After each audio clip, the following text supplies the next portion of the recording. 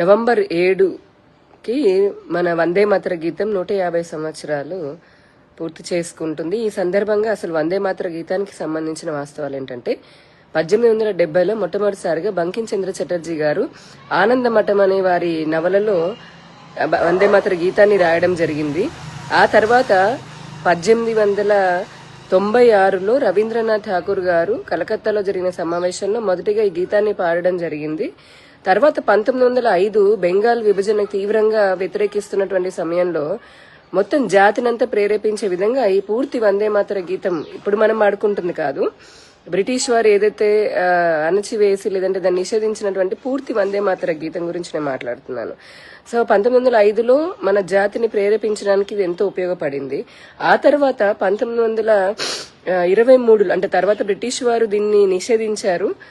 మళ్ళీ తర్వాత 1923 మన కాకినాడలో జరిగినటువంటి కాంగ్రెస్ సమావేశంలో మౌలానా మహమ్మద్ అలీ అని చెప్పని ఆయన ఈ పూర్తి వందే మాతర గీతం మతపరమైనది అని చెప్పి దాన్ని నిషేధించారు.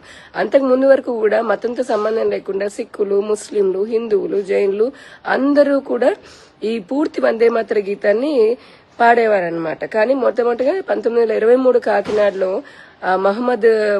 మౌలానా మహమ్మద్ దీన్ని నిషేధించిన తర్వాత, దీన్ని మతపరమైనదని ముద్ర వేసిన తర్వాత నుంచి ఈ పూర్తి వందే మాతర గీతము పాడడం అనేది ఆగిపోయింది.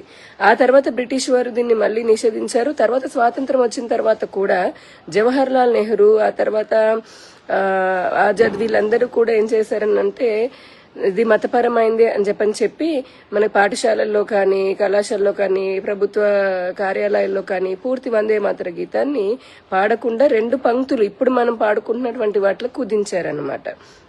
వందే మాతర గీతం మతపరమైంది కాదు, దేశభక్తి ఏ మతానికి సంబంధించింది కాదు. కానీ అన్ఫార్చునేట్ గా వాళ్ళు ఈ దేశం పైన కుట్రతో ఆ విధంగా చేశారు. దానికి స్వాతంత్రానంతరం కూడా కాంగ్రెస్ ఇదే కుట్రకి తెర తీసింది. 1923లో మొదలైనటువంటి ఆ నిషేధం ఏదైతే ఉందో అదే మన భారతదేశాన్ని చీల్చడానికి కారణమైంది, దేశ విభజనకి కారణమైంది.